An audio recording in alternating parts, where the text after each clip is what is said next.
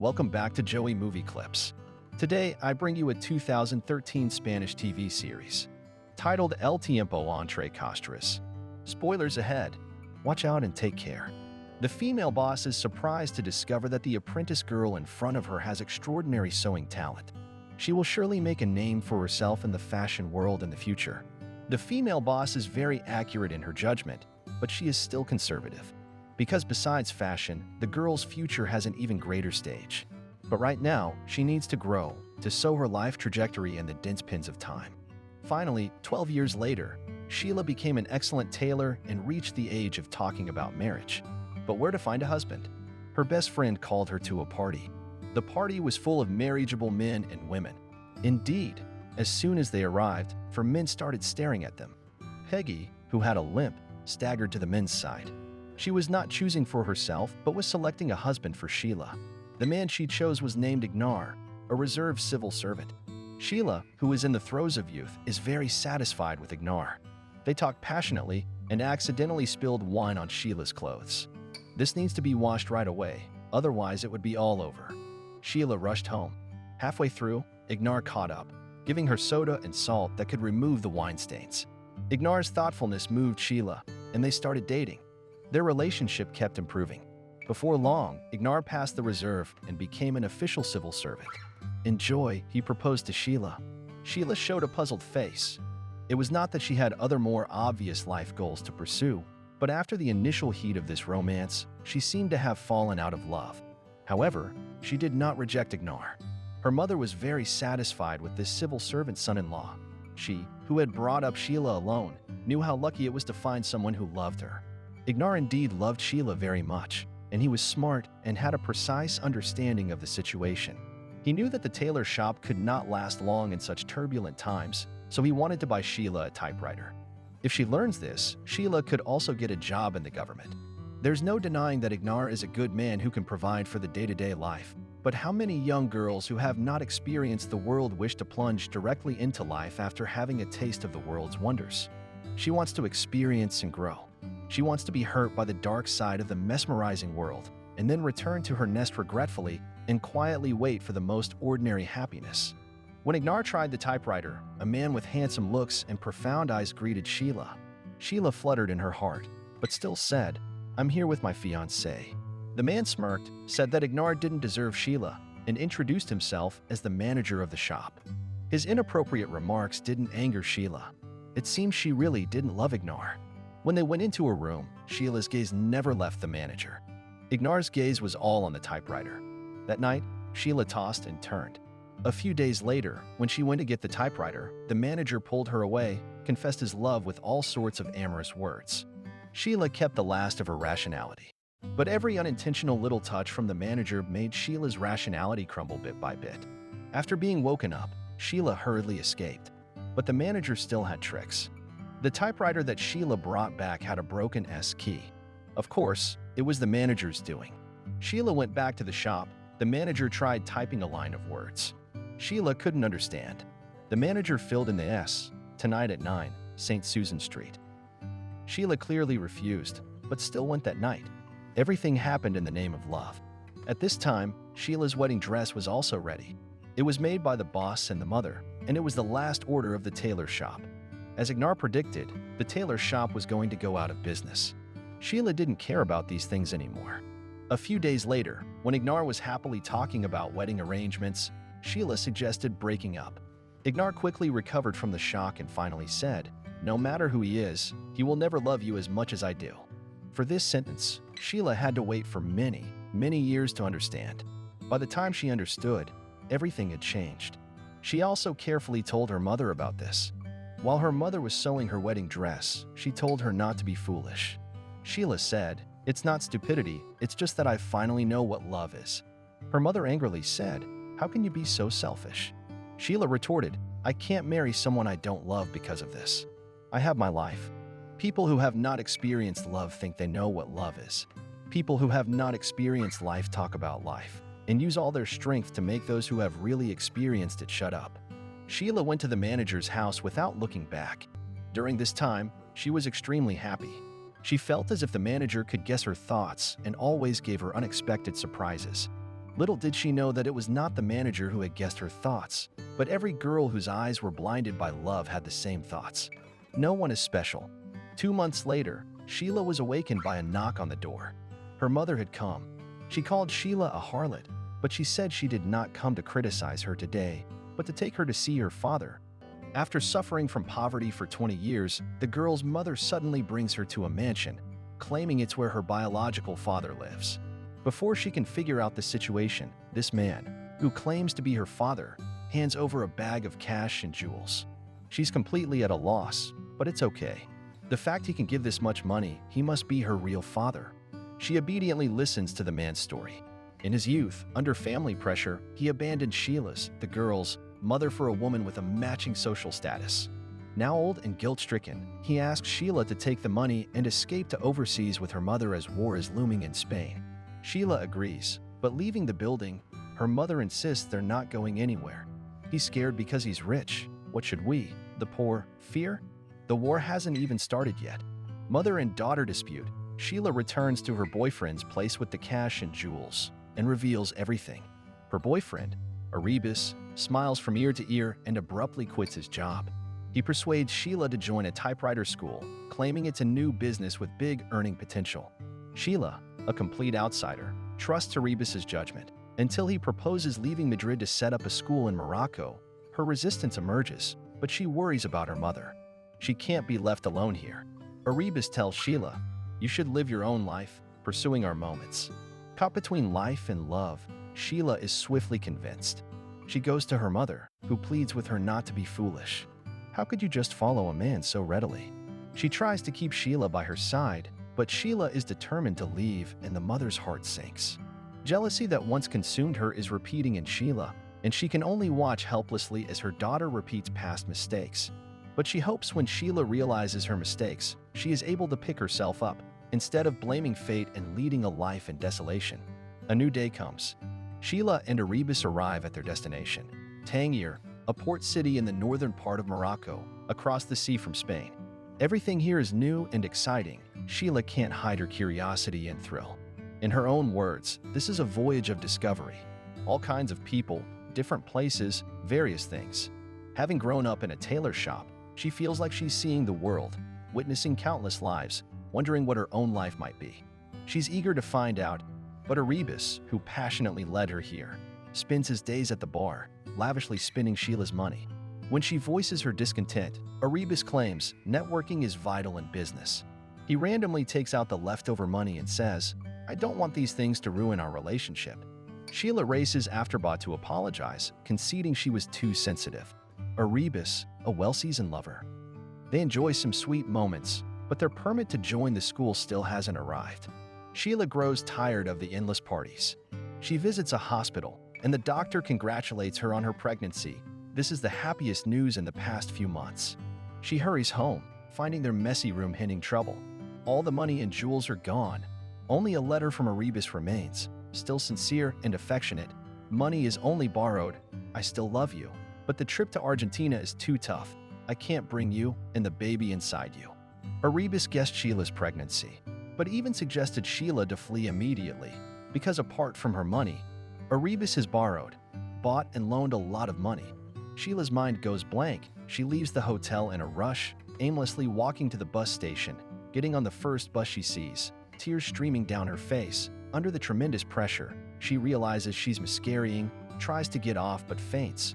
When she wakes up, she's in a hospital run by a church. Her hand is handcuffed. The police charge her with multiple crimes, defrauding a typewriter company off $24,000, the hotel $3,000, and a warrant from Madrid. It's her half-brother who reported her, claiming she stole those jewels.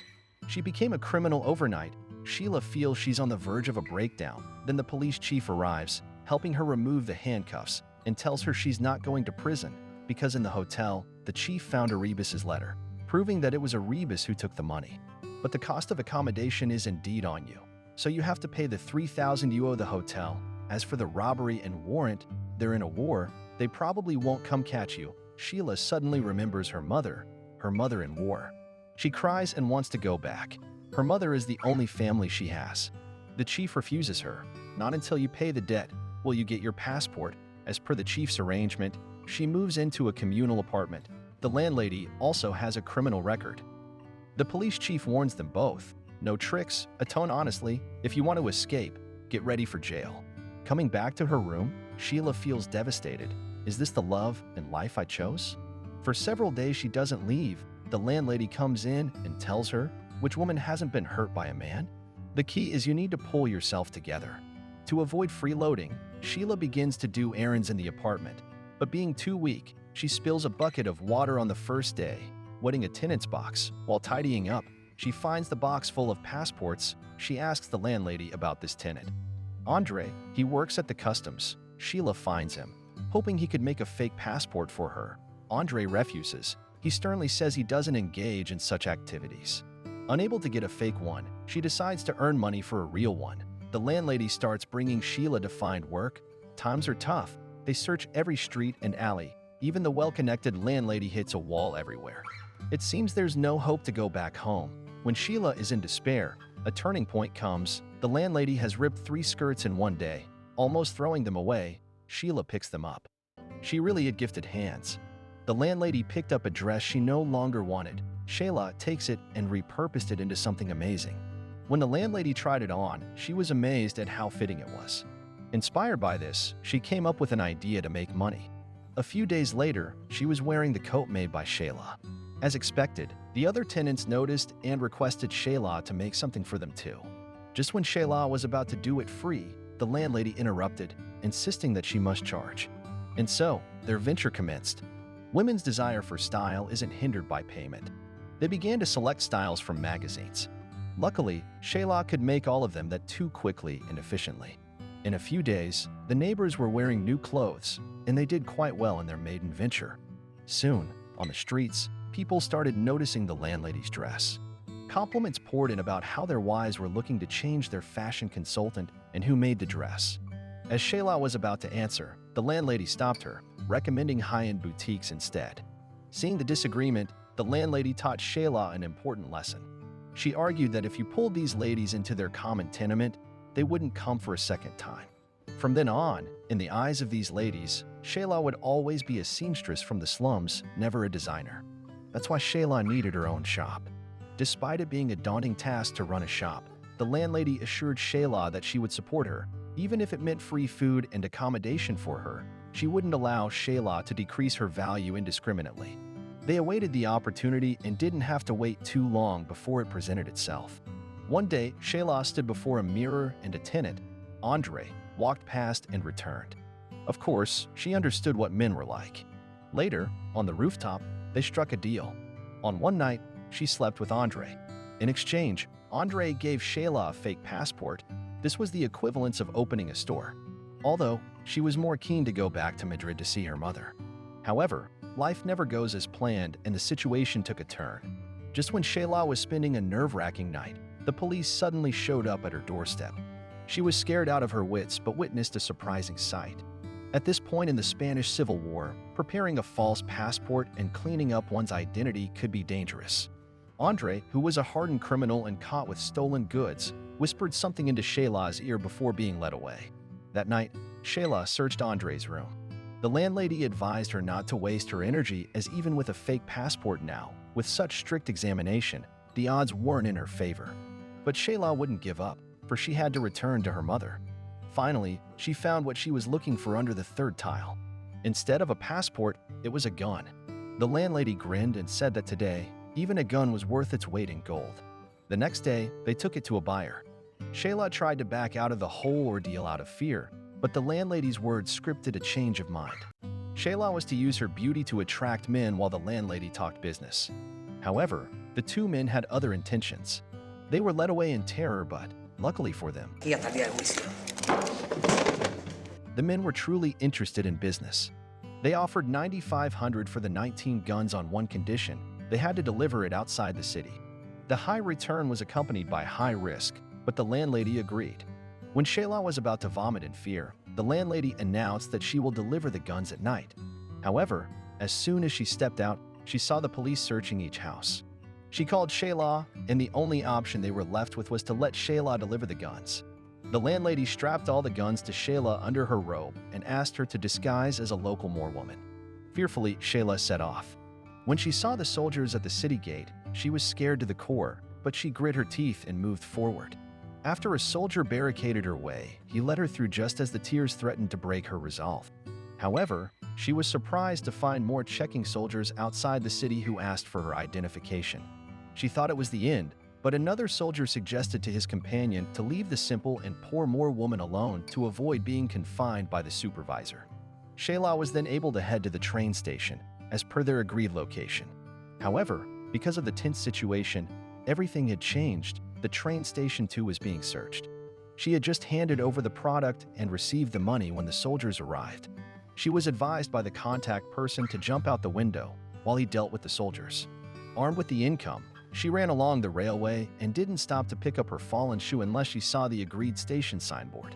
She hid the earned money under a rock and only returned to the city by the next day's dawn. Back in the apartment, they found that a massive search had taken place last night. They gazed at the money, and just when they thought they were off the hook, the bell rang announcing the arrival of the chief of police. Shayla quickly hid the money in the ceiling fan before changing her clothes to act as if she had just woken up. The chief officer revealed Shayla's fake passport, which was discovered among Andre's stolen goods. Shayla had matured over time and acted composed. She explained how Andre had known about her wish to return to Madrid. He used a fake passport as a bait to sleep with her. With the checks being so strict at present, she said she wouldn't use a fake passport and get caught. The chief believed her, and after he left, the landlady opened the fan to let the money rain down. It was an exhilarating scene, as if the heavens showed mercy and joy fell from above. $9,500 wasn't a small sum. They rented a shop for merely $300 a month, then started to organize everything slowly. The landlady focused on high-end and didn't hesitate to buy the best items. Once everything was prepared, she handed it all over to Shayla and kept herself uninvolved in the operations, simply splitting the profits. Shayla doubted her capabilities, but the landlady was like a merciless bird mother, pushing Shayla off a cliff so she could learn to fly. She gave Shayla 2 housemaids and bought her clothes and shoes to make her present herself as a noble woman, a woman who could confidently cater to her rich clients.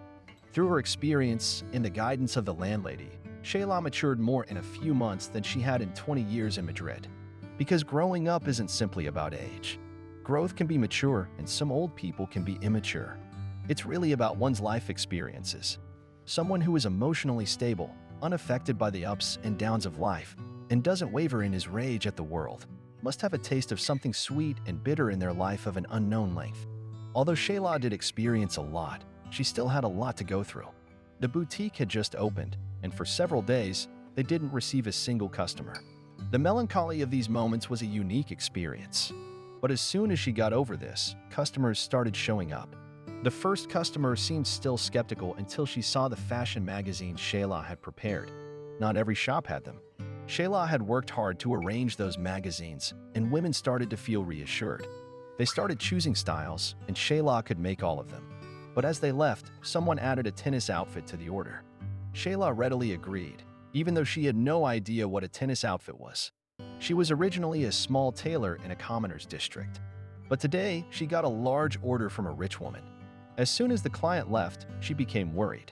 The order included a tennis outfit, which she didn't know anything about. She asked her assistant to find all the fashion magazines, and after much difficulty, found a few designs, but the magazine was 5 years old. Regardless of whether the style had changed or not, she couldn't use this magazine to let the customer choose the design, as she might be considered out of date. So, what should she do? She had an idea. Get this page drawn. So she went to a local art school where she met the second influential person in her life, who was also her neighbor, Felix. Not only did he know about the fashion industry, but he was also very efficient. He completed the artwork that very night. He even drew all the little pictures from the magazine. After the rich woman chose the design, she delivered the perfect piece. The rich woman was very satisfied and couldn't stop praising her. After this, her business started booming through word of mouth. As she began interacting more with the rich, she also grew rapidly. From her initial cautious and deliberate communication, she now acts naturally and professionally. She has developed a reputation among the wives in Dechuan. However, it's only for being a good tailor. If she wants the wives to view her more highly and to form deeper connections, she needs to have culture. She needs to be able to talk about things other than her profession. Here Felix took the matter into his hands. As a painter, he is familiar with art, history, mathematics, etc. He took her around various art galleries, walked through the streets and alleys of Dechuan, and introduced her to the local culture. She learned quickly. After reaching a certain level, Felix told her that her next step should be to package herself. You used to work in a fashion store in Madrid. But if someone talks about it now, you're not a worker, you're a fashion designer. Anyone who went to that store, whether a count or a marchioness, they were all just her customers. Also, the matter of being deceived of money and jewelry by her boyfriend would also need to be packaged. The money came from your noble family. The boyfriend was ambitious and looking for business opportunities abroad. She worried that the lies would be discovered. Felix explained that the more bizarre the lie, the more real it seems. Just a day after he taught her this, she applied it.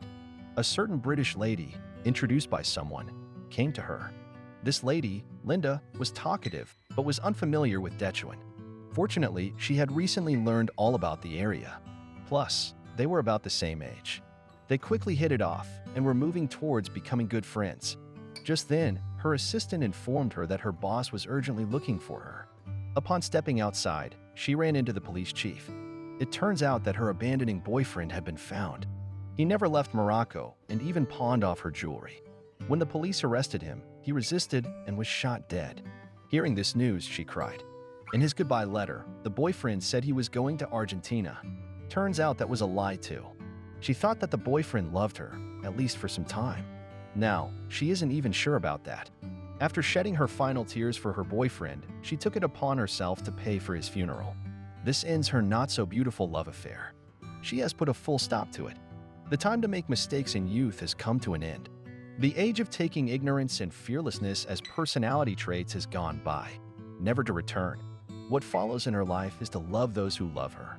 After some time, she sees an old man rescued from the war zone. The old man's daughter hugged him and wept. Her own eyes were full of tears. She thought of her own mother, the one who truly loved her. She was desperate to rescue her mother from the war zone too.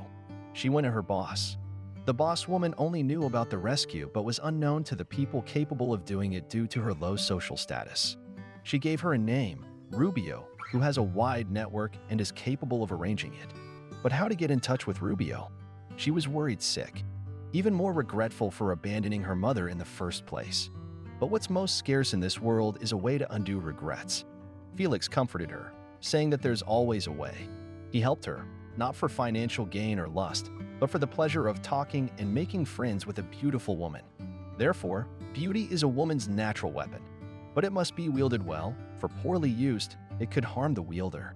After a period of frustration, the matter of her mother exhibited a turn for the better due to Linda. Linda needed her urgent help. Tomorrow night, she was to attend a dinner hosted by the German consul and needed a stunning evening dress. She was shaking her head. It's too rushed. She wouldn't be able to do it by tomorrow night. Linda also understood that she was daydreaming. She felt bad for letting Linda down. In the evening, her boss came to her with breaking news. Rubio had been invited to the German consul's dinner tomorrow night. Linda and Rubio would both be attending the dinner. This was an opportunity. Whether she could seize it or not was yet unknown. She must find a design for an evening dress that is both high-end and can be made in a day. She rummaged through all the fashion magazines but found nothing. Just as she was worrying, she saw her assistant wringing out a cleaning cloth, and a daring idea emerged from it. Seeing the servant wringing a cloth, the couturier was tremendously inspired. She decided to create an exquisite evening gown using the method of wringing a cloth. She went to the street to buy fabric and dye, while her assistant started a pot of boiling water at home. Then they dyed the fabric in the bathtub. The most important step came at last. They must twist the fabric tightly into a line and never let go. The two went to the roof, hoping to dry the fabric by the sun, but a sudden cloud came. The dress had to be done by night, and they couldn't wait for a sunny day. They pulled on the fabric and baked it on the stove, releasing and tightening until it was dry by the afternoon. Upon unfolding, the fabric was filled with dense wrinkles. This was exactly what Sira wanted. Next came her best skill, cutting. There was no complicated sewing in this evening gown, so it was completed by night. When the guest arrived, she was astonished at her first sight. Holding back tears, she said, "This is the most beautiful dress in the world." After wearing it, she was elegant. In an extremely solemn form, it represented the beauty of women. As an evening dress, it couldn't be more appropriate. The only downside was that it could only be worn once. Linda didn't care. She just needed to get through tonight. She was very grateful to Sira. At this opportunity, Sira asked Linda to do one thing for her, that is, to strike up a conversation with a guest named Rubio at the dinner. This person brought his mother out of the war zone. Linda readily agreed and went out cheerfully. At this time, Shira's neighbor, Felix, came back. He was shocked when he saw Linda, not because of the dress, but because of Linda's identity, an identity that even Sira was not aware of. Felix told her that Linda is now the most powerful woman in Morocco because her lover is Juan, the highest official of the local Spanish protectorate. Tonight's banquet is set up by the Germans to win over Juan. When Linda walked out of the venue, all women cast envious gazes at her. After greeting everyone with Juan, Linda began to look for a man named Rubio. Rubio was pretending to be ignorant, saying that he's not in this business. However, when he found out that Linda is Juan's lover, Rubio immediately agreed. However, this was not a business he could handle alone. To smuggle someone from Madrid, it had cost a lot of money. Linda relayed the information to Sira. Indeed, Sira did have some money, but it was meant to pay off old debts. She went to the hotel, hoping to delay the repayment period. The hotel righteously refused her, saying, "You have your mother, we have our business." The world is rules, not to be bent whenever someone is in trouble. Sira had no choice but to pay the hotel. Unable to save her mother, she was more panicked. Caring little about her own dignity now, she confided in Linda. She revealed her upbringing with her mother as her only family. The stories Sira told of her wealthy family were all a lie. "I've always been a poor tailor who's never seen the world and disobeyed her mother's words. I was cheated by my boyfriend who later ran away. Now I realize that the person who loved me the most was my mother, but I am helpless to protect her." She thought that such confession would break their friendship, but Linda held Shira's hand and said, "Regarding your mother, I can't promise anything, but we can try." She took Shira to the bank. They initially wanted a loan, but the bank manager provided another way. An English journalist was willing to help. The condition was to get exclusive interview rights to Juan and access to all official activities of Deutsche Afrikaans. Linda agreed. The next day, the British journalist named Logan arrived. After a brief meeting and exchanging information, Sira went back to her work and continued waiting. As days passed by, it was not her mother who came first, but the police chief. He questioned Sira about her visit to the bank and who the British guy she met was. Since Sira no longer had any debts and had retrieved her passport, she asked the police chief back, "Do I have to report whom I date to the authorities?" She then sent him off. However, the police chief's visit made her doubtful about Logan. She sent her assistant to monitor Logan, but the assistant was no match for Logan and was discovered quickly. Considering the circumstances, Sira decided to clarify it with Logan directly. Coincidentally, Logan came over, intending to take her to meet her mother. As they drove to the outskirts of the town, Sira was full of anticipation and apprehension. Finally, another car came from the opposite direction. Logan cautiously went first to check the situation.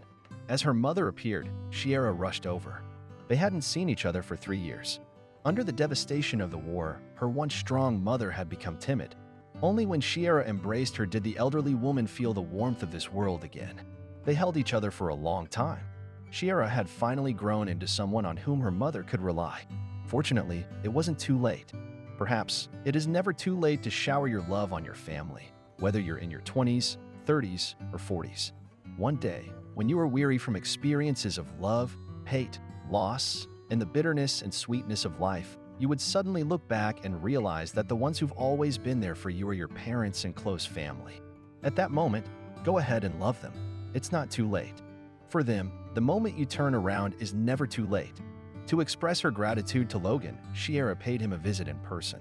Logan was a great conversationalist, and the atmosphere had been pleasant all along. As she was about to leave, he invited Sira to be his date to the banquet the next day. Owing him a favor, Sira couldn't refuse. It was her first time attending such a high society banquet. Felix and the landlady offered her their advice. In the end, she mesmerized Logan to speechlessness.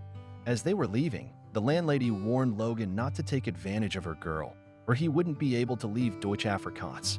The banquet that day was to welcome the wedding preparations for the Spanish leader Franco, and it was grand. However, Sira, who had never attended such a banquet, felt as if she was on home ground. Even though it was her first time attending a banquet in this upper society, it surprisingly seemed like everyone knew her. This was because her business had already spread among the circle of high society ladies, and they were all wearing her designs. She stood on the balcony at night, looking at the ladies with satisfaction. Following her line of sight, Logan made an unambiguous request. He wanted Sierra to listen in on what these ladies' husbands were discussing. Without giving it much thought, Sierra agreed as a way to repay her obligation to him. She acted nonchalantly, strolling behind the men while touching up her makeup, when suddenly someone bumped into her. The man who bumped into her was a close confidant of the Spanish leader. However, the way he looked at Sierra made her uncomfortable. This unintentional collision made Sierra's hand wound reopen. She went to the restroom to attend to it. As she was descending the stairs, the confidant and a German man were ascending. To avoid the two men, Sierra darted into her room. Surprisingly, the two men followed her in. She couldn't avoid overhearing their conversation and repeated the information she had overheard, that the Germans were planning to build a radar station in Morocco, to Logan. Logan was overjoyed. Sierra was unaware that beneath Logan's journalist identity, he was, in fact, a British spy.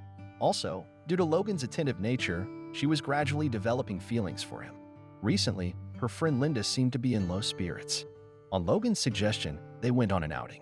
Felix's flamboyant antics and nonstop chatter brought a lot of joy to Linda. Logan was flirty with Sierra, resulting in an extremely cheerful day for the group. Their friendships and romantic feelings were getting warmer. However, right at that moment, Linda received a telegram that her husband, Peter, was coming from India. Her mood plunged instantly. Several years ago, she had a child that Peter refused to care for. Eventually, she left with her child, and Peter never appeared. She thought her life would be tough afterwards, but luckily, she met one. One was intelligent and funny. He was not a typical military man, but rather an erudite civil servant who knew everything about history and geography. During their mutual attraction, he casually picked up 2 stones and asked her to choose. If she chose the black one, they were destined to be apart, and if she chose the white one, they were meant to be together. Of course, she ended up choosing the white stone. These years, they lived happily, and the only regret was that when she left, she didn't formally divorce Peter. Now, with the military tension in India, Peter wanted to flee and make a fortune by coming to her. Peter arrived as he said he would. He didn't care or mind that his wife was with another man. As always, he spent his days in debauchery, just like when he was in India. This place was just his transit point. If the military tension eased, he would return to India. If it stayed tense, he would return to England. Linda put up with everything, waiting for him to leave. One day, Linda ran into Juan on the street. As soon as they met, they recognized each other. Juan told Peter, "Your wife is a friend of the Protectorate. If you wish, I can arrange for you to tour the Straits." Juan's words contained a veiled warning to Peter and were meant to give Linda some support. Peter had not expected Linda's new man to be the highest official in the Protectorate. Peter toned down his act a bit under Linda's scolding and planned to leave soon. However, to Linda's surprise, a few days later, Peter suddenly changed his mind and wanted to take both Linda and their son away. The news devastated Linda. Sierra, who learned about it immediately, urged Linda to refuse. But Linda couldn't bear the thought of her son being taken away. Sierra called Logan over. Since Logan was also British, she asked him to persuade Peter on the grounds of being a fellow countryman. This was a far-fetched reason, and Logan reluctantly obliged. But when he found Peter, Peter was getting into a car with Germans. Logan quickly discovered the reason. Peter had fallen into a trap set by the Germans and now owed them gambling debts. The Germans were afraid that Linda might influence Juan to side with the British, so they had Peter take Linda away. The IOU and passports were now in the hands of Braun, a German embassy official. Sierra knew Braun, his wife was Shira's client. Time ago, she was disgruntled because her only good fabric was taken away by a plastic bestie. Catching on to this, the next day, Sierra brought new fabric for a visit. Eager to outdo her friend, Braun's wife quickly took the bait. During the process of fetching the money, Sierra saw the location of the safe. The next step was to steal the content. But when Logan said it would take 2 hours, Sierra panicked. Braun's wife was just coming to fetch clothes. There was no way she could delay her for 2 hours. When it came time for the operation, as soon as Braun's wife went out, Logan went into the apartment. Sierra brought out hot coffee and sweet cakes in an effort to delay Braun's wife for an additional 10 to 20 minutes. But Braun's wife was still rushing. Sierra had no choice but to bring out her trump card, a dress made a size too big. Unexpectedly, Braun's wife had recently gained weight, and it fitted her perfectly. If she had known, she would have chosen the smaller one. Now that it fit, Braun's wife was ready to leave. On the other side, Logan was still picking the lock. Just when Sierra was at her wit's end, she thought of her mother. After learning about the situation, her mother stepped in. She really understood the hearts of women. To keep the female guest, she hesitated and said, "This dress, forget it, it's quite good." This half sentence made the guest itch to know what was wrong with her dress. The old lady hesitated again. "You're in a hurry. We can solve this next time." Who could bear to wait? They decided to resolve it right then. The old lady played her cards well, saying the issue was with the dress's neckline. It should be wide, revealing your sexy collarbone. This way it's more generous and elegant. Looking at herself in the mirror, Mrs. Braun said, "My collarbone is indeed sexy. Everyone says so." Thus Mrs. Braun was detained. Meanwhile, at her home, Logan finally opened the safe. Just as he got the IOU and passports, Mr. Braun came back. Sensing something was wrong, Mr. Braun took a gun from the drawer and walked towards the open window. Logan darted out from another window and ran crazily. Mrs. Braun was notified quickly and told to return home immediately as there was a robbery. In the moment Mrs. Braun was changing her clothes, Sierra casually asked if the thief had been caught. The person did not inform her. Sierra was anxious all morning until Logan finally returned, bringing her great joy. Having obtained the IOU and passports, Sierra had an explanation for her friend Linda. Their friendship reached new heights. With these documents, Linda managed to get rid of her husband Peter. However, Logan was in trouble. During his escape, he ran into the apartment manager. The chief of police, who had long been suspicious of him, listened to the description and immediately showed a photo, which the manager recognized instantly. The chief subsequently began the arrest. Logan was nimble, jumping off the second floor to escape. He couldn't stay in Morocco any longer. Before leaving, he met with Sierra. In this life-threatening mutual aid, they recognized each other. All love in the world needs to be tempered in events, and extreme mutual giving is needed to prove sincerity. Sierra watched Logan leave with teary eyes. She wasn't sure if she would see this man in the future. When she saw this man, she wondered if she would still be able to choose him with love-filled eyes, as she did now. After all, time, a sharp tool, continuously shapes everyone's future. In a blink of an eye, 2 years passed. News of the end of the Spanish Civil War came over the radio. After the initial excitement, a question posed itself: should they leave here and go back to Spain? Back to Madrid? Shira's mother suggested they stay. "It's nice here." The two laughed together, deciding to settle down here. Just then, Linda arrived. She was leaving. She had to go to Spain with Juan. Before leaving, she held a grand farewell dinner. Though it was a promotion, leaving a familiar environment for a new one was always unsettling. Juan had Linda pick a stone at random. If it was white, he would decline the appointment and stay here. Linda couldn't let Juan's future to be decided so flippantly, so she urged him to accept the appointment. But after Juan left, she picked a stone herself. Unfortunately, it was white. A cloud of gloom lingered over Linda. When Sierra came over, farewell sentiment also surged up. Linda burst into tears.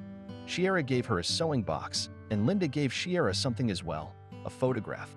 In the photo was the gown that could only be worn for a night.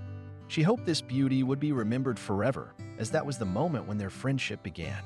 Hearing this, Sierra cried. Accidentally glancing at the carpet on the floor, she sighed. "What a shame, such a beautiful carpet, and you can't take it with you." In the days that followed, Sierra and Linda kept in constant contact. Sierra, who didn't understand the situation, often needed her neighbor Felix to help interpret. But the more she interpreted, the more frightened she became. One was close to the British, but Franco, the leader of Spain, seemed to be close to the Germans. In the power struggle, one was in danger. Linda was burning with worry. Soon after, Linda surprisingly returned to Morocco and secretly met with Sierra. It wasn't that she had abandoned Juan. She wanted to lend a hand to Juan. She needed Sierra to go to Madrid for a few months to gather intelligence on the collaboration between Germany and Spain, and then hand it over to Britain. Britain would sabotage the cooperation, leaving Spain unaffected by Germany. Sierra had to consider, as she couldn't leave her mother. But her mother suggested she go. Having experienced war, her mother didn't want her own country, her own people, to go through war again. With the support of her mother, Sierra met the British man named Alan, the British intelligence officer stationed in Spain and her direct contact. He gave Sierra a new name, Eris, and from then on, she was Moroccan. Once she arrived in Madrid, she was ordered to avoid any contact with her old friends and family. Manage the old business well and make the German women in Madrid your customers. Receiving her assignments, Sira prepared to leave and bid farewell to everyone around her. When she was leaving, her mother stopped her and said, "You are my pride." From being criticized by her mother as being selfish years ago to now becoming her mother's pride, it felt like Sira had lived a lifetime. This lifetime, long or short, something must be done. She cut off her old passport and set off on her journey home resolutely. Entering the shop arranged for her by the British, she immediately spotted that carpet. It was the same carpet from Linda's place a year ago. Linda remembered all this. This must be true friendship. Linda also picked 2 assistants who could speak German for her. However, the 2 assistants knew nothing about the spy business. They were only assistants. How to use them was up to Sira. Being new to the place, of course, she had to drum up business. Following the information provided by the British, Sira found her target customers. She noticed that they all went to the same fashion designer. Sira had her assistants dress up as rich young ladies and go to the designer to inquire about what customers might be dissatisfied with. The assistants chatted with the customers in the competitive shop not to drum up business, but to find out their weaknesses. Soon enough, a customer mentioned that the tailor had excellent skills, but their designs were too traditional. Upon learning this, Sira planned her next move. Let the wealthy wives know that she was not traditional. But as a newcomer, how could she be accepted by these high society ladies? After some thought, she had an idea. What the ladies wanted was not traditional, it was fashion. And where was the most fashionable place? Of course, it was Paris. What did Paris have? Fashion shows. Sira decided to organize a fashion show here. She sent out invitations to all the ladies in the city under the name of an international fashion designer. Indeed, many people came on the day. From then on, it was up to her ability. The models took turns on stage to show all designs that were dignified but a bit casual and offered more colors. This pleased those dignified ladies who always wore dark-colored clothes. After the show ended, a leading lady rushed to the back to place an order with Sira. This lady was Elsa, the secret lover of the German leader and also Sira's primary target customer. The 2 were chatting happily when the little assistant ran out. Elsa recognized them at once. "Aren't you 2 the rich young ladies who had a conversation with me a while ago?" Amid the incredibly tense atmosphere, Sira laughed and said, "You can blame me for this. As a newcomer to Spain, I need to know about my competitors, right?" Elsa laughed as well. She liked Sira's style. It was acceptable to use some tricks in business. After Elsa left, other ladies immediately stepped forward. The next day, customers started to come to Sira's tailor shop, all of whom were German nobles. Sira, who wasn't proficient in German, asked her assistants to write down every word the customers said. Her explanation was that this would allow her to attract new clients. In reality, she was gathering German intelligence. Once she had the intel, she would encode it as a Morse code in her fashion designs. She would then go to beauty salons or libraries to pass the information to her British contact. One day, suddenly, she felt like someone was following her. And at night, someone knocked on her door. Peeking through the door, it was Juan, Linda's boyfriend. As Spain's Minister of Foreign Affairs, Juan was on the verge of being dismissed after failing in the power struggle. Juan felt that once dismissed, he would be executed. His only worry was Linda. He then pulled out a stack of letters, hoping Sira can deliver them to Linda via her intel network. He loved Linda incredibly, having sent her to Portugal for her safety early on. Juan told Sira to keep fighting and not let Spain get involved in the war. Facing her friend's such fate, Sira was in immense pain. She tearfully sent Juan away. The next day, she noticed that someone was still following her. A disturbing premonition came over her. Returning home in the pouring rain and feeling anxious, she heard a familiar voice. It was her first love, the fiancé she had abandoned, Ignar. He had risen from a minor public official to a security bureau agent and was in charge of surveilling all foreigners. Sira, being a Moroccan now, was naturally a target. He asked to search Sira's place. Sira asked to change clothes first. Once in her bedroom, she quickly hid the letters from Juan in her underwear drawer. However, Ignar's intention was not searching.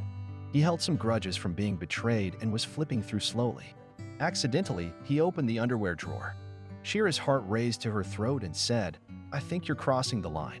Even my underwear needs a search." Creo que te estás pasando de la raya. También vas a registrar mi ropa interior. Ignar didn't continue digging. He valued Shira's opinion as he still loved her. But past hurts made him resentful and paranoid out of love. He asked Shira, "What was one doing here last night? Are you his mistress?" Shira denied and said Ignar had changed. Ignar suddenly grew agitated and said, "You don't have any right to lecture me on ethics. After you selfishly ran away with that man, have you remembered any of your friends? Do you know that the neighbor who watched you grow up was killed in a bombing? Your best friend Soli was abandoned by her man and is now selling herself on the docks, a mere $10 a pop. Do you know that? The seamstress who treated your mother like a sister does not even have a place to live now. So you have no right to lecture me on morality. You are way more heartless than I am."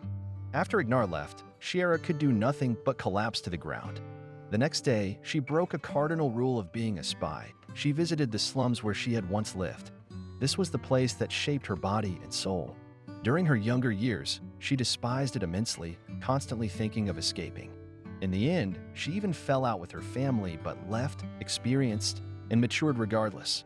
Whether her life was good or bad, rich or poor, upon returning, she couldn't help but feel touched and smile. This place was filled with the most sincere affection, friendship, and love. It echoed with warm, gentle, and intense sounds of growth. Even though she underwent profound changes, this land of her hometown still retained the most innocent and affectionate part of her spiritual core. It is composed of those familiar people from her hometown. Therefore, Shira made a decision. She requested from her superior that as orders were increasing, she needed skilled helpers. The superior said hiring was okay, but not to hire British people. Also, she should not make contact with any British person. Otherwise, the Germans would grow suspicious. With permission to hire, Shira thought of helping her former boss, who treated her like a daughter and regarded her mother as a sister. Nervously, she knocked on the door of an apartment. 20 years ago, she was a little seamstress in the lady boss's shop. 20 years later, she became a well-known fashion designer. When they met again, the elderly boss with silver hair couldn't recognize Shira. With tears in her eyes, Shira lifted her veil. The boss recognized her and hugged her tightly. Since Shira left, it had been 7 years.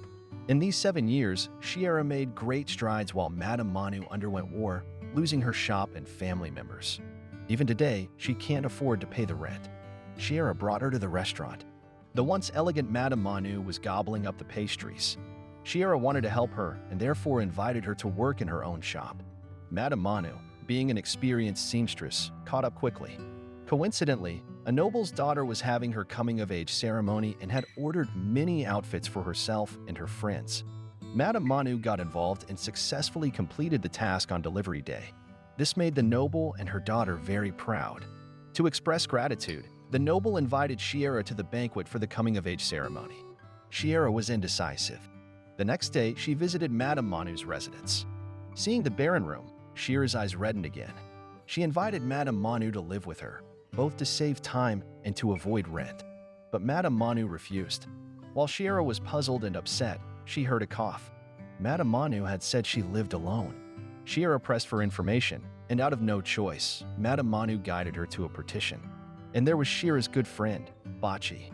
They had worked together under Madame Manu since they were little. Bachi's husband was a rebel, and when the Civil War ended, her husband died. Bachi was on the execution list as well. Every life choice, every step taken, defines the direction of future fate. But the outcome is sometimes not up to oneself. In an era where the whole society was reshaped by war and turmoil, no matter which step leaves a footprint, it could be washed away by this surging wave. Even in a peaceful and stable society, only those deep footprints made with both feet on the ground can be connected, pointing out the path of life. Holding back tears, Shira intended to amend Bachi's cruel fate. She approached her superior in Britain, hoping Bachi would be granted a new identity or at least removed from the execution list. However, the superior refused, stating that spies cannot maintain connections with past people or matters. Annoyed, Shira retorted, "I've sent so many pieces of intel. Is it too much to ask for your help once?" The superior responded, "It's precisely because each of your pieces of intel can save countless lives. Some even spare a country from war. We don't want a single person to jeopardize you and the entire intelligence network." With no other options, Shira turned to her ex-boyfriend, Ignar. But he said he couldn't help. "There are so many people asking me for this kind of favor, but I'm just a small man trying hard to make a living." Shira asked if he had started a family. If it weren't for meeting you, I would have started my family earlier. Though my wife isn't as beautiful as you, she'll hold me when I have nightmares, he replied. This was also a dead end, and Sira despondently returned home. Madame Manu provided a solution. Today, the noble lady who threw the coming-of-age ceremony came again. Through their chat, she learned that the daughter's father was a trusted aide of the Minister of Justice. Perhaps she could ask him for help. It seemed the only way out. Sira told the superior that she intended to attend the banquet, and the superior immediately approved. However, she was asked to pay attention to a person named Darsawa. At the banquet, the noble lady was happy that Sira could make it. Taking this opportunity, Sira mentioned the favor. There were many such cases after the war, and the noble lady understood quickly. She asked Sira to talk to her husband directly later, and she would introduce them. However, they had to hurry, as her husband was leaving for Germany tonight. When the noble lady found her husband and gestured Sira to come over, the name Darsawa suddenly popped up. Sira didn't go over to talk, but instead mingled into the discussion about Darsawa to obtain this piece of intel. She missed her chance to talk to the noble lady's husband. After returning home with no success, Madame Manu, who was waiting for good news, left in dismay. Sira reported the intel to her superior that Darsawa would be coming to Madrid soon. The next day, she went to Madame Manu's apartment. The landlord was demanding them to either pay the rent or move out, threatening to report Bachi otherwise. Seeing this, Sira persuaded Madame Manu and Bachi to move in with her. However, a few days later, Ignar came. He didn't get any specific news but happened to visit because his feelings of love and hate for Sira was bothering him. He would come now and then to either warn or threat. Sira didn't care, but Bachi overheard and came out, fearing that she would implicate Sira. Ignar then realized that the person Sira asked him to help was Bachi. He warned Sira, "You will lose your good days because of her." Sira replied, "You were right that night when you accused me of being selfish. So now it's time to help those I love." Ignar left and requested Bachi to leave Madrid within 24 hours. Sira urged Bachi to flee with some money, and she would continue to solve her citizenship problem. But Bachi was reluctant to leave because her son was here, and she might never see him if she left. Sira held her quietly, waiting for Ignar to come. The next day, Ignar came as promised, but he was here to give Bachi new identification. Madame Manu and Bachi embraced each other excitedly. Bachi finally got to reunite with her son. When Sira thanked Ignar, he stubbornly said, "I didn't help you. I helped Bachi. After all, it was her who limped over to us despite mockery. She introduced me to you." Recalling the past always makes one smile and cry. Sira apologized. "I was young and ignorant at the time. I didn't cherish what I had, and I'm sorry." Pero yo era una niña. Y no supe valorar lo que tenía. Perdóname. Ignar accepted Shira's apology. After that, he no longer disturbed Sira. Sira started her most important task. Her superior requested her to get close to Darsawa. Darsawa is a Portuguese businessman who seemed to be planning a partnership with the Germans. They needed to know the contents of the cooperation. To get close to Darsawa, she had to win over a noble lady named Sterling, the wife of the German spokesperson. Darsawa will soon visit Madrid, and Sterling will hold a banquet in his honor. Sira needs to attend this banquet. She immediately took action. First of all, she needed to make Sterling her guest in order to possibly get an invitation to the banquet. In order to get a guest, she had to resort to tactics again. First, she made an introduction through friends, but as soon as they sat down, the guest sternly scolded them for wasting time. When a soft approach didn't work, Sira decided to play hard. She heard that the guest's daughter was going to participate in a school performance, and her costume was a traditional outfit sent from Germany. These noble ladies never wash their clothes themselves, they send them to the laundry. Having been in the world of fashion for so long, Sira was familiar with all the city's laundries. So she instructed someone to ruin the clothes during ironing. This trick worked effectively. The next day, Lady Sterling came to find Sira, having heard she was the best seamstress in town, and asked if she could replicate her daughter's performance costume within a day. Sira pretended to be reluctant but accepted. 24 hours later, Sterling came for the clothes. When the girl put it on, she examined it for a long time and praised it as almost identical to the original one. But merely making one garment still couldn't win the trust of the astute Sterling. The two women started to have a serious confrontation. Sterling uttered, "Work brings freedom," which is the slogan the German Führer placed at the entrance of concentration camps. Sira pretended not to understand, and Sterling continued to praise the Germans for their hard work, obedience, and invincibility. In the end, she concluded that Germany and the Führer were great. Under Sterling's stare, Sira was self-consciously tidying up the clothes, occasionally agreeing. This made Sterling put her heart down, thinking that Sira was just a businessman without a stance. She invited Sira to a banquet next Thursday, where she will be hosting the Portuguese businessman Darsawa. She wanted to use Shira's beauty to please Darsawa, which Sira couldn't be happier to accept. However, during the time waiting for the banquet, something unexpected happened. At the New Year's Eve party, Sira met her father. It was not a coincidence, but a deliberate arrangement after her father's investigation. Sira didn't want to get involved with her father, but when she heard that her half-brother was shot dead in the war, she felt sympathy for this old man who had lost his son. She somewhat understood why her father suddenly started caring about her. People get afraid of losing their loved ones as they grow old. During this time, Sira occasionally accompanied her father and accepted his invitation to attend a concert. When she entered, she found out that there were two types of tickets, one with the British flag and the other with the German flag, and the seats were naturally divided as well. The left was for those who were pro-British and the right for pro-German. Her father happened to be pro-British. According to the rules of espionage, she couldn't associate with any British people. After sitting down, Sira felt nervous and covered her face with her hand. A bigger crisis came after the concert started when Lady Sterling arrived fashionably late and sat right behind Sira. Sira had to escape from there. She pretended to faint, and her father carried her out. She buried her head in her father's shoulder, and as they passed Sterling, Sterling lightly touched her hand. It was this action that caused a potential problem, but Sira and her superiors didn't realize it. The superior only asked Sira not to meet her father again. While reflecting on her recklessness, Sira agreed. Soon it was the banquet day. Sira got her wish to meet Darsawa. Since they were both single, Sterling intended to pair them up. A gentleman loves a beautiful lady, and Darsawa was attracted to Sira. They had a great chat at the banquet table, and Darsawa was pleased. Just then, Sterling noticed the bracelet on Shira's wrist, the same one that she had lightly touched that night. She made an excuse to go to the kitchen, then had a servant come in and tell Sira that she had a phone call. At the doorway, Sterling gave an order to dismiss. "You were at the theater that day, weren't you?" said Sterling. "I don't want my guests to know that I'm stupid enough to host a friend of an Englishman." Sira was kicked out of the banquet. After her superior learned about this incident, they asked her to suspend all operations for a while to see Sterling's reaction. After some time, Sira noted that her German guest didn't show any abnormal behavior. She concluded that Sterling kept this to herself to protect her reputation. So she took the initiative and went to the hotel where Darsawa was staying. His enthusiasm towards her confirmed her judgment. To get closer to him, Sira talked about business with Darsawa and hoped to get some high-quality fabric from him. Darsawa took the bait and invited her to have dinner to discuss further. She dressed up with great care, looking stunningly beautiful in her formal dress. Darsawa was completely smitten. Sira was getting more adept at using her beauty as a weapon.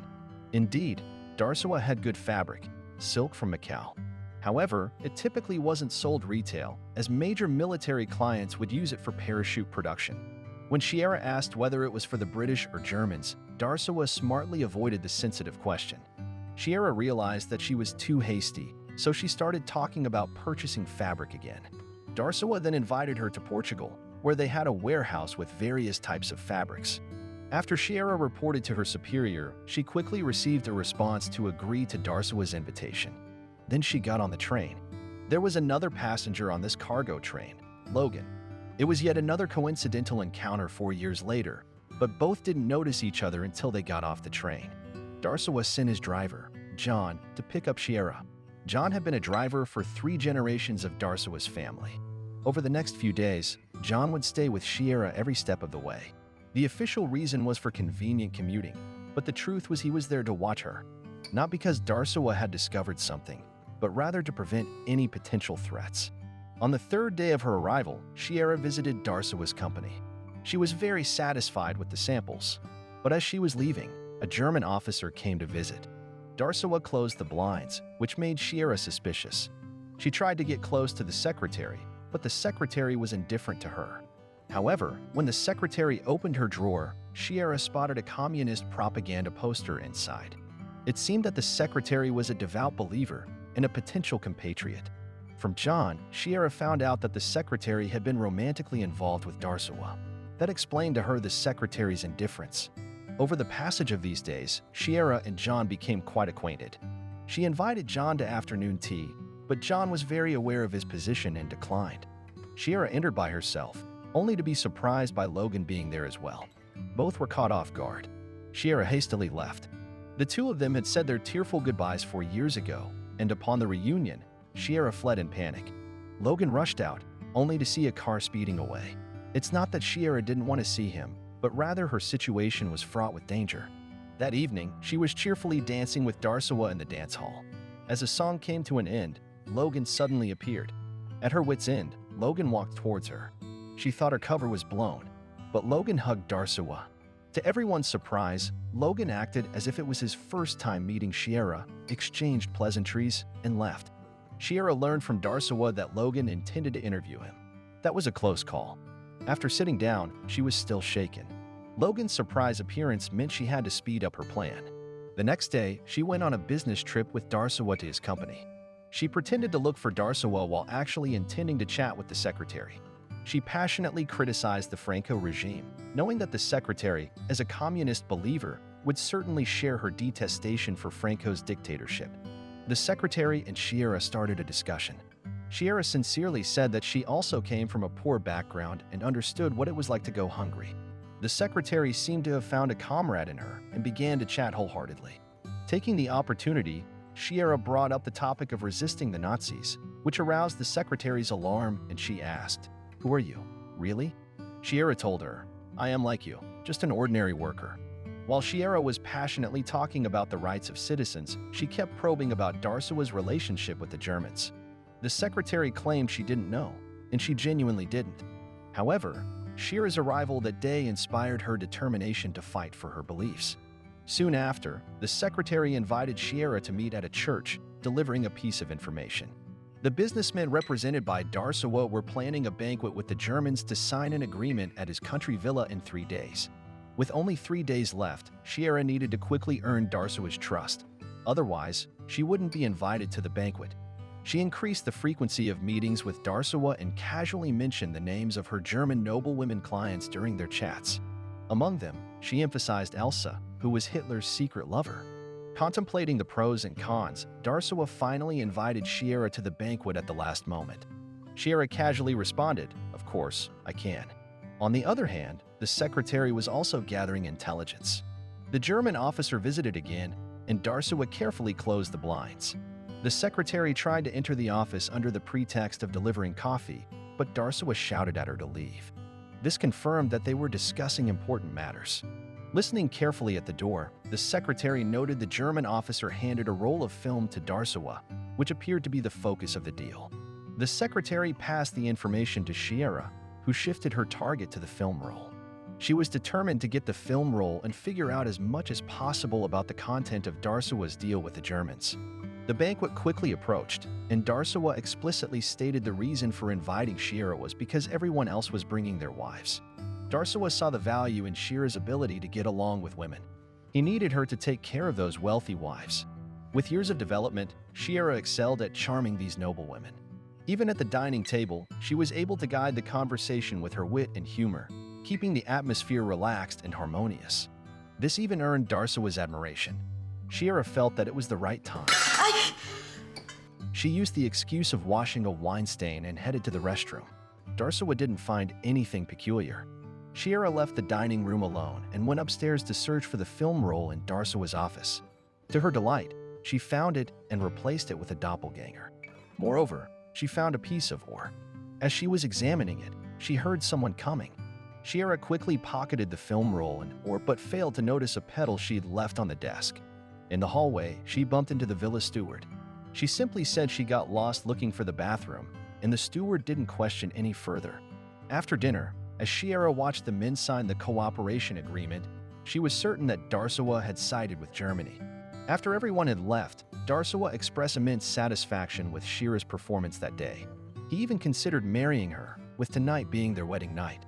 However, Sira excused herself, saying that according to her previous plan, she had to return to Madrid tomorrow and she was too tired tonight. Reluctantly, Darsowa had someone escort Sierra back to her hotel. Later in his office, he spotted the pedal. He called the steward, who confirmed Sierra had indeed been there. Darsowa almost immediately realized what had happened but was reluctant to believe it. He decided to give Sierra another chance. The next morning, he rushed to her hotel and told her that it was not too late to change her mind and asked her to stay with him for a few more days. Aún estás a tiempo de echarte atrás. Este fin de semana, sin compromisos de trabajo. No puedo. However, Sierra declined, completely unaware of what had transpired. Darsowa insisted on escorting her to the station. Ignoring his gentlemanly demeanor, he gave her a forceful kiss and wished her a safe journey. It was at this moment that Sierra had an unsettling feeling that something was amiss.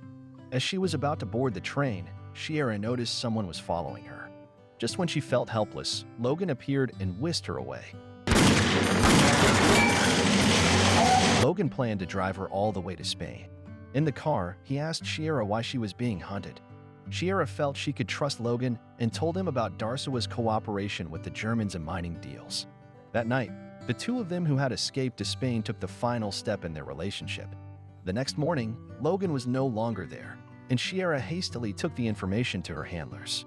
Darsowa had sided with Germany, and they were collaborating on tungsten mining. Listening with a calm demeanor, ¿Te sorprenderla demasiado? the handler asked curiously why he should be surprised. He said that other informants had already told them this information. Sierra was perturbed that she had nearly lost her life, yet there wasn't a single word of praise for her efforts. In retaliation, she asked if the handler had witnessed Darsowa sign the agreement in person, whether he knew who the attendees were, or what they had discussed. Sierra then took out her notebook containing all her observations from that day. Her handler was finally ignited with excitement. Next, Sierra produced the film roll, to which her handler asked how she had obtained this. Cuando una modista hace bien su trabajo, lo remata. Sierra said, like a fashion designer, "I make sure everything is perfectly finished," and left proudly. That was her approach to everything, but Darsowa was already waiting outside her door. He kidnapped Sierra and demanded her handler exchange the film roll for her. Logan, who was present during this phone call, just then realized the other informant was Sierra. A meeting was called by the handler. They decided to use a fake film roll to exchange for Sierra, while the real one would be decrypted. They set up team members at the exchange location to handle emergencies. However, Darsowa was clever. He had a passerby deliver a note to Logan, listing a new location and demanded only Logan should go, threatening that otherwise, Sierra would be killed. Logan walked into the trap alone. As he handed over the film roll, Sierra pulled out a pair of scissors from her pockets.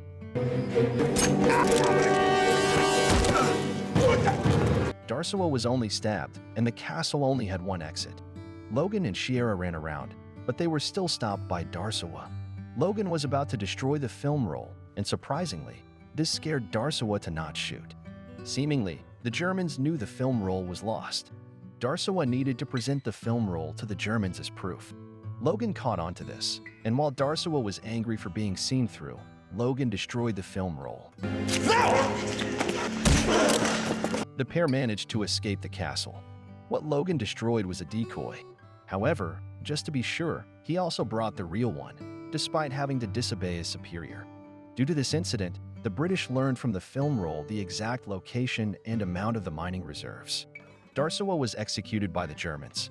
Sierra and Logan were wed, witnessed by their superiors and her father. Whether they continued to secretly fight as spies or chose to live a mundane life under false names was unknown.